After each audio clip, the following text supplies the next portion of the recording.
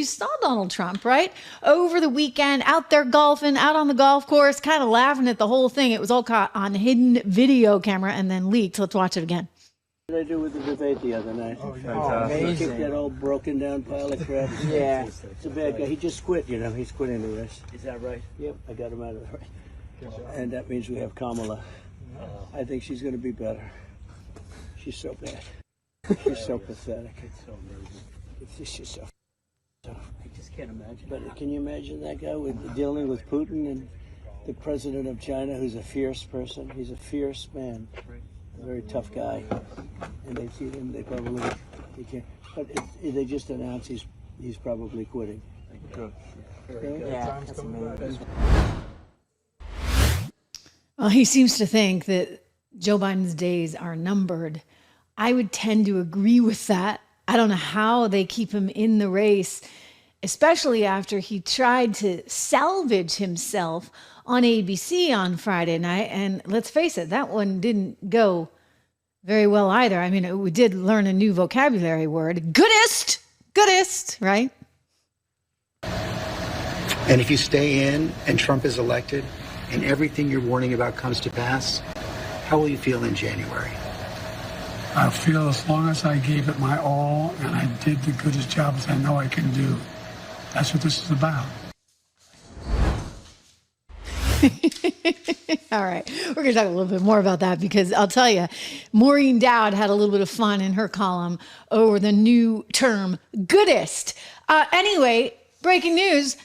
President Joe Biden insists in a new letter you see to Democrats, everyone, that he's absolutely positively fit. I got a copy of the letter right here. This is the letter to Congress. He wants to reassure everyone, if you would. Oh, forgive me. That is James Comer's letter. But see, Drew put the right one up. Now let me pull it out of my notes. We're going to get to James Comer's in a second, too. That's the spicy one. Anyway, Joe Biden writing, fellow Democrats, now that you have returned from your 4th of July recess, I want you to know that despite all of the speculation in the press and elsewhere, I am firmly committed to staying in this race, to running this race to the end, and to beating Donald Trump. He goes on and on and on, and then starts going on, well, about how wonderful a record he has, about how he's the only one that can beat Donald Trump. Let me tell you, if they were ever guilty of criticizing Donald Trump for a form of narcissism, what do you think you're looking at here with Mr. Joe Biden? This is an extreme kind of narcissism.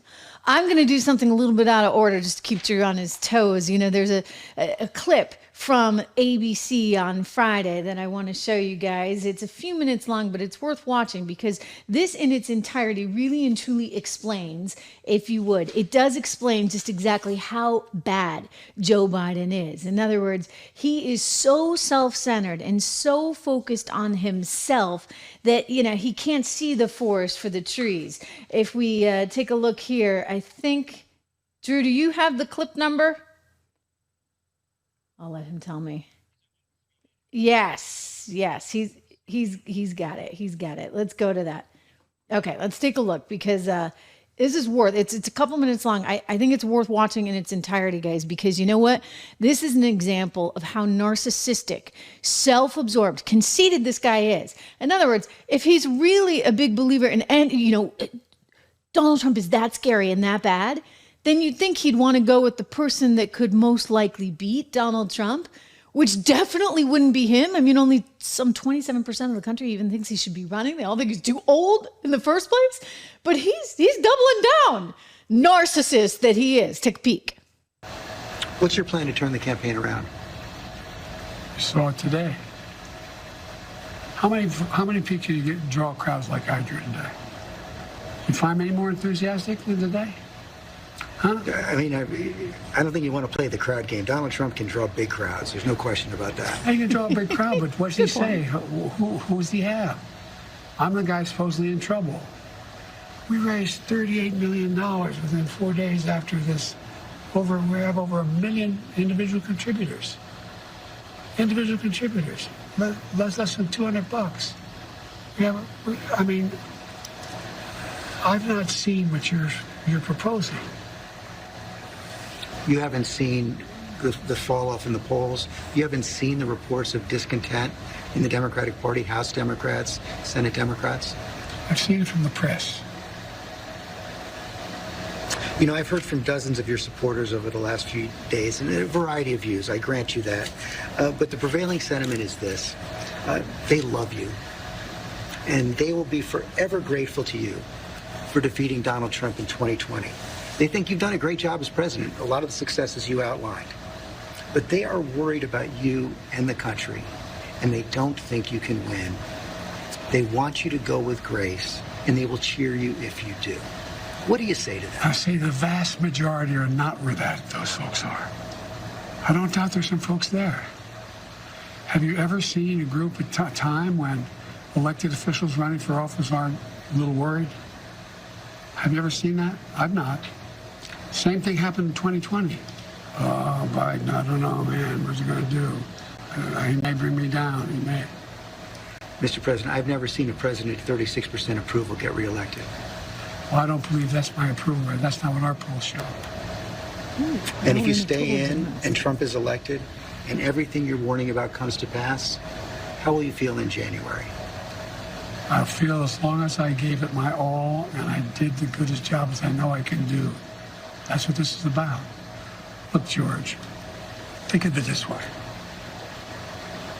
You've heard me say this before. I think the United States and the world is at an inflection point where the things that happen in the next several years are going to determine what the next 6, 7 decades look like. And who's going to be able to hold NATO together like me? Who's going to be able to be in a position where I'm able to keep the Pacific Basin in a position where we're at least checkmating China now? Who's going to do that? Who has that reach? Who knows all these? We're going to have, I guess, a good way to judge me is you're going to have now the NATO conference here in the United States next week. Come listen. See what they say.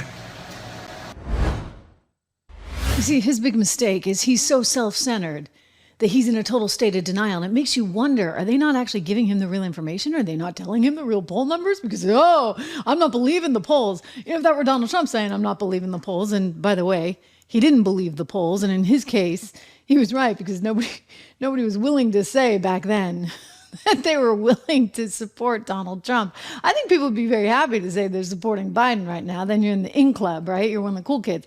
But that's not actually coming forward. So he's doing really, really badly. And yet he's going to cling and hold on for dear life. And he's got his wife who's being compared to Lady Macbeth, who's out there doing his bidding for him. I mean, you got to wonder about her. I just have this thought that Jill Biden, Dr. Jill, must be either one of two things. She's either incredibly selfish and very driven, and hey, look, she's been campaigning for the last couple of, nearly 5 decades as well, right? I mean, she's been around politics her whole life. She's been campaigning for him to be president. She finally became first lady. You think she wants to let it all go? I suspect, especially given, her Vogue cover coming out next month in that posh magazine, she wants to hang on for dear life. And she wants him to hang on for dear life. And the two of them together are so incredibly conceited that somehow they think that they are going to solve all the world's problems together. Well, it might just be her, let's be honest, because he's not capable of doing anything. In fact, I would estimate that he is regressing pretty darn quickly. So she's either a Lady Macbeth, totally out for herself via her husband, or perhaps, let's give her the benefit of the doubt, perhaps she really loves the guy.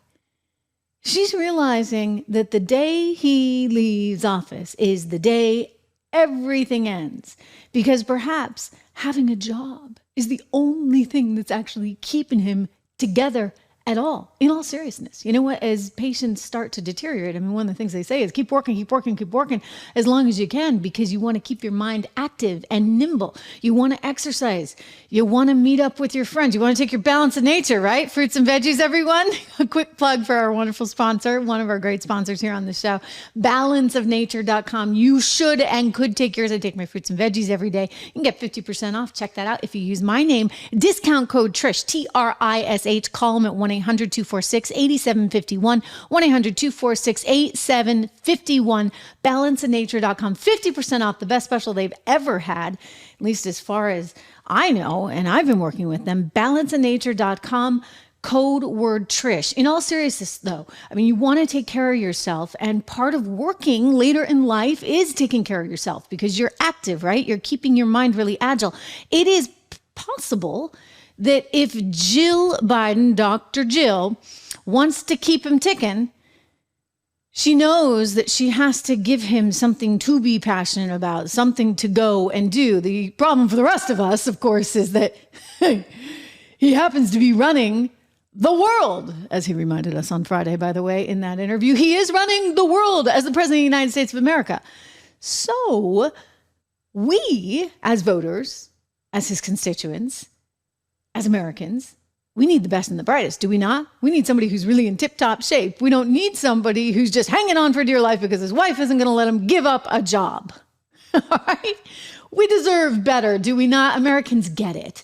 They know that. And this is why, even though he's drafting these letters and sending these out to Congress, promising that he is the one that can do this, he's going to hang on no matter what. He's got those 3,900 delegates, and he's not given up as head of the Democrat Party. He is on the top of the ticket. Even though he's out there doing this, we all know better. And we're not willing to, say, offer Dr. Jill a favor. And so consequently, he's really up a creek without a paddle.